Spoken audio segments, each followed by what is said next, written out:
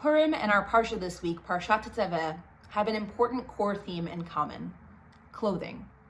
Parshat Tetzaveh describes the clothing donned by the Kohanim to do their service in the Beit HaMikdash. These are the uniforms they wear to be able to perform their service before God. They make their role clear as servants of God, but also ensure that their dress is befitting of the holy work that they do. On Purim, we put on masks and costumes, which can either highlight our inner essence or allow us, just for the day, to transcend boundaries within which we are normally confined. We can reveal potentials or identities that normally stay hidden or beneath the surface. Dressing up can allow us to be free in that way just for the day of Purim.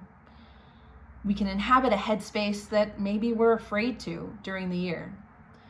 Our costumes and masks can give us permission to act like we're someone else. The custom to dress up on Purim echoes the themes in the Megillah of hiddenness and revelation. At the beginning of the story, when she's first brought to Achashverosh, Esther hides her identity as a Jew in the palace. This is what Mordechai advised her to do. She hides who she really is. And of course, the name Esther itself reflects a hiddenness. The rabbis connect this Persian name Esther, Ishtar, to the Hebrew word lehastir, to hide. In fact, the rabbis say that Esther's name not only alludes to the fact that she hid her identity, but to God's hester panim in the world, the fact that we often experience God as hidden and not revealed. That's how we experience God in the Megillah.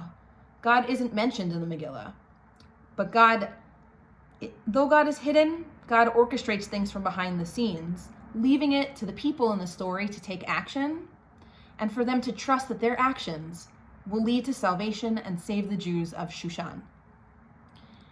In the scene where Esther decides to approach Achashverosh, to act despite her legitimate anxieties and fears, the Megillah says, Vatilbash Esther Malchut, and Esther donned royalty.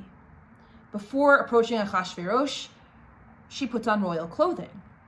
Something in that act of putting on royal clothes and inhabiting her role as queen allows her to step through her fear and step up to say something. Just like when we wear masks on Purim, or costumes, or even uniforms at our jobs, it can transform the way we see ourselves. So too, Esther's royal clothing in place of her regular clothing seems to give her the strength to advocate for herself and for her people. A beautiful Gemara in Masechet Megillah, Daf Yud Daled Amud Bet, sees this moment a little differently. Vatilbash Esther Malchut. What is the Malchut that she was wearing? What is that royalty that she puts on at this moment that allows her to step forward to speak with Achashverosh? The Gemara says, Esther was also a prophetess, as it is written, now it came to pass on the third day that Esther clothed herself in royalty, Vatilbash Esther Malchut. Surely, says the Gemara, it should say royal clothing, Vatilbash Esther Bigdei Malchut.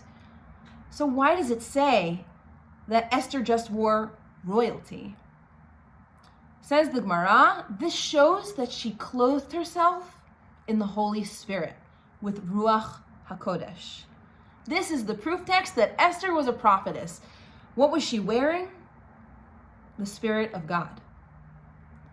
So the pasuk wasn't referring to her outer clothing. Rather, it was Esther tuning in to the Holy Spirit, to her Ruach HaKodesh, and hearing the call of God to act at that moment. What girds her to move forward?